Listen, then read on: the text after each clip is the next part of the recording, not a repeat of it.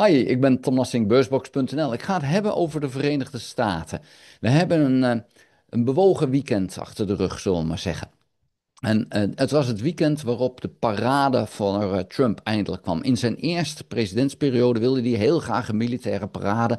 Want iedere dictator heeft dat en hij wilde dat ook. Het is hem toen niet gelukt. Nu is het hem wel gelukt. Hij heeft zijn parade gehad, zijn militaire parade. Zeker 40 miljoen dollar heeft het gekost. En wauw, wat een parade was het. Het was saai, het was triest, het was bijna niet bekeken. Ja, en zelfs Trump is in slaap gevallen op een gegeven moment. Dus dat was het. Dat was de parade. Geen goed idee. Hij is er heel slecht uitgekomen. Eigenlijk, ja, qua marketing. Hè, hoe wil ik gezien worden als de machtige dictator? Het is mislukt. Dit was het niet. Tegelijkertijd met die parade werden er door heel Verenigde Staten No Kings protesten gehouden. En de meeste daarvan waren heel gezellige en druk bezochte protesten. En er zijn een aantal helaas door geweld ja, wat verstoord. Er is in ieder geval 1 dode gevallen, er zijn meerdere gewonden gevallen, er zijn meerdere mensen gearresteerd. Hoe kwam dat? Ja, er waren wat MAGA-mensen die met wapens naar die protesten toe kwamen en dat wilden verstoren. En dat is dus in sommige gevallen misgelopen. En er is dan toch een beetje dat fascisme wat je dan daarin in ziet. Die MAGA-mensen willen graag met fascistische middelen, zal ik het maar zo noemen, die zaak verstoren. Wat is dan een fascistisch middel? Nou, de fascisten werken graag met knokploegen, waardoor ze dus geweld initiëren en hopen dat daarmee ja, het vervolgstap kan worden gemaakt. En datzelfde zien we nu door de regering Trump gedaan worden in LA. Daar waren eigenlijk geen protesten.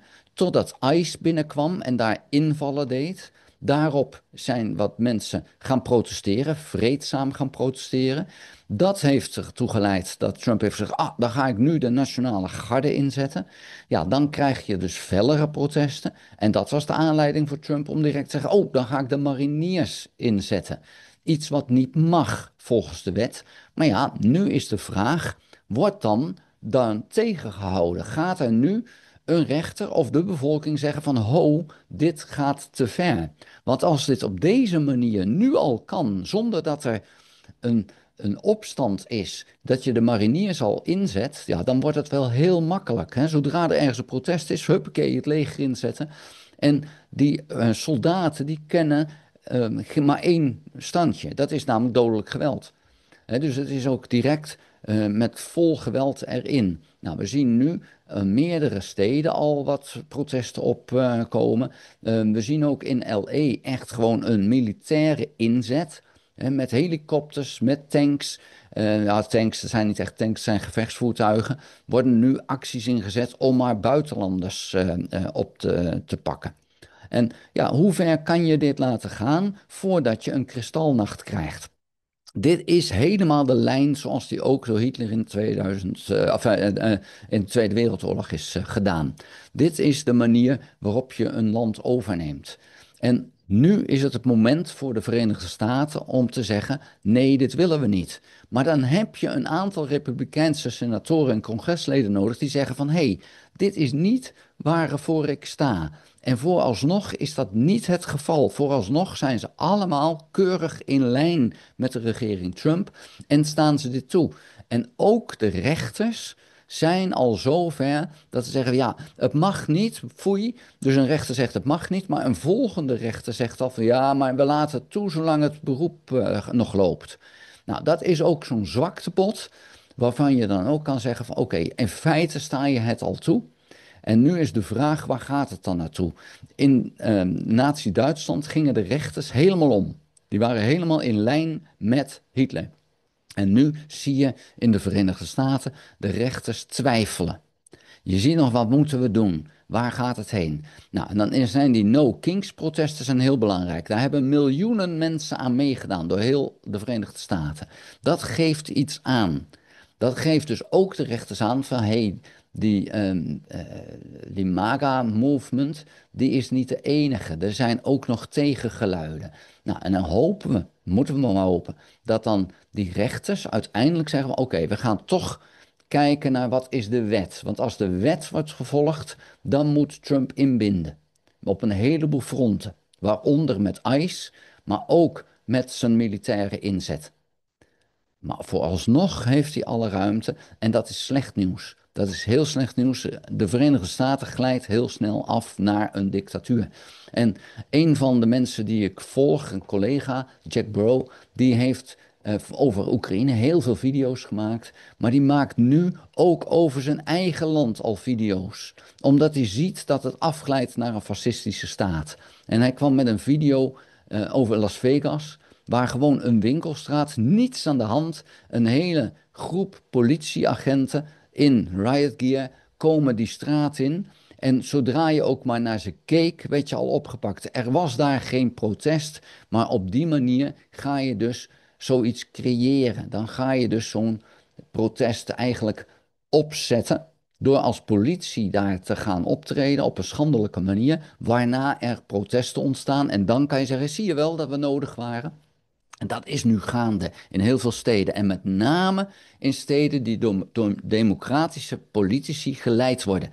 Want laat het duidelijk zijn, het zijn met name in democratische steden en staten dat Trump dit laat doen. Hij doet dit niet in Arkansas. Hij doet het wel in Californië. Hij doet het in Nevada, dat is een swing state. Las Vegas is namelijk nu een van die plekken. Om maar te zorgen dat een deel van de bevolking zegt, ja, we moeten hier wat doen, want er zijn allemaal criminelen die dit doen. En dat is de insteek die ze pakken. En de pers in de Verenigde Staten, en vooral Fox News, maar ook ultrarechts, die hebben hier een heel kwalijke rol. Die laten een heel andere werkelijkheid zien. Die laten alleen maar de gevolgen zien na de politie-inzet. Niet wat daarvoor aan de hand was.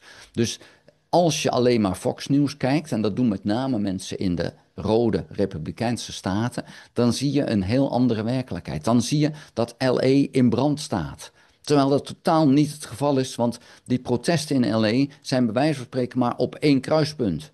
Terwijl het een gigantische stad is.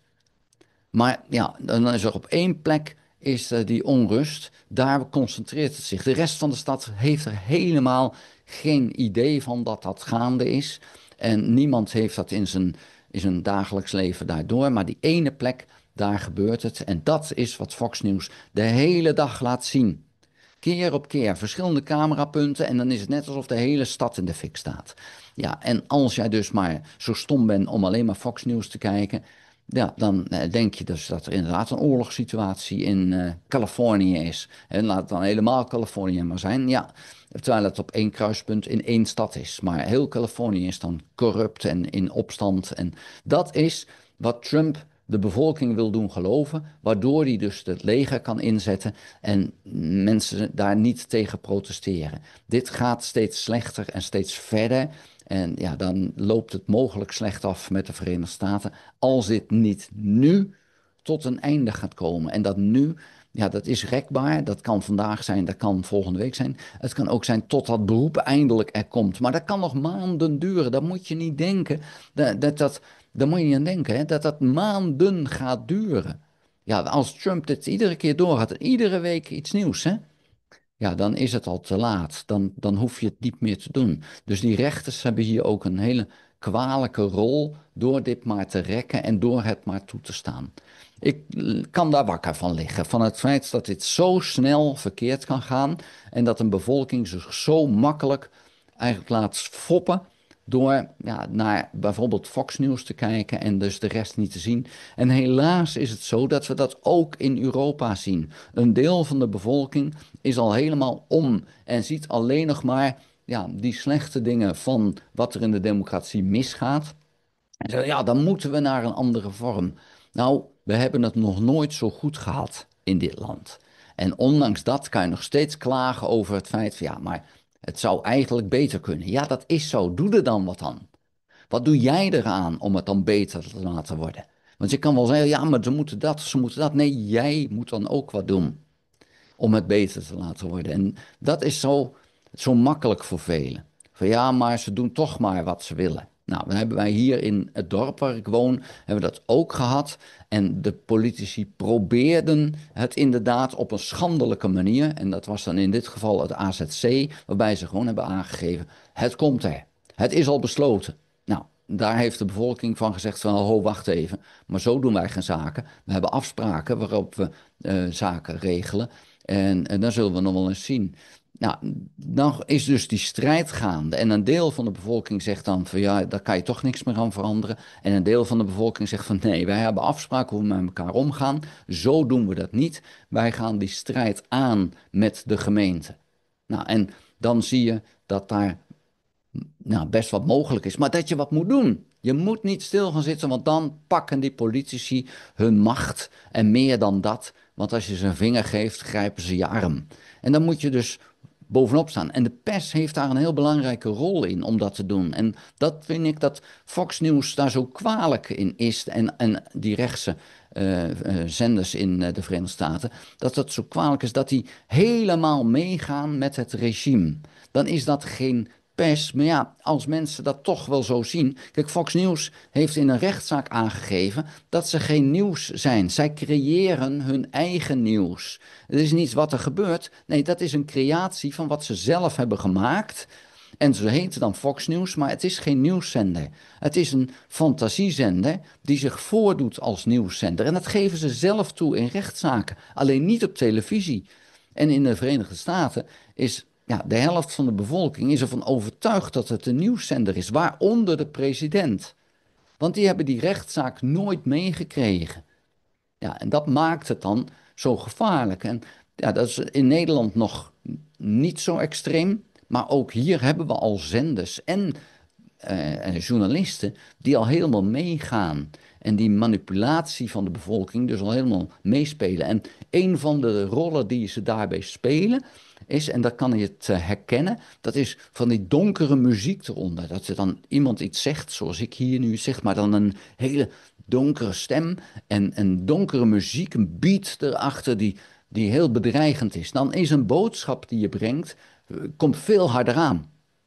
En dan geeft dat al direct een spanning bij je. En dan hoor je dat en dan heb je dat. Nou, dat is pure manipulatie. Dus op het moment dat jij een video ziet van iemand die aan het praten is over wat er slecht is in de wereld. En er zit zo'n muziekbeat achter. Dan weet je al dat die muziekbeat, die dingen, dat er is om jou te manipuleren. Om dat gevoel daarin te krijgen. En ik heb toevallig afgelopen zaterdag een videocursus mogen geven. En ook als voorbeeld dat gebruikt. En het is schokkend om te zien hoeveel dat uitmaakt. Dezelfde beelden, andere geluiden. Nou, dan heb je een totaal ander idee van wat je ziet. Dus wij zijn ook heel snel te manipuleren. Dus realiseer je dat. Wees je daarvan bewust. En ja, wapen je daartegen. Want dat horen we nooit dat dat zo is. Maar het is wel zo, dus realiseer dat. Dat wilde ik in ieder geval meegeven. En dan maakt het me niet uit of je mijn boodschap of die boodschap van die ander wil geloven. Maar realiseer je dat geluid bewust gebruikt wordt om je dus in een bepaalde sfeer te krijgen. Om jouw moed te veranderen en jouw gedachten in een bepaalde richting in te krijgen. Realiseer je dat en bepaal dan, als je je dat hebt gerealiseerd, wat of je dan moet geloven van een bepaalde boodschap die je hebt gekregen. Vond je deze video interessant? Geef een duim. Heb je nog geen abonnement? Abonneer je dan op dit kanaal. Druk dan ook op het belletje en dan krijg je notificaties als ik een volgende video gemaakt heb. Ga ook naar de website www.beursbox.nl en schrijf daarin op de gratis nieuwsbrief. Dank voor het kijken. Houdoe.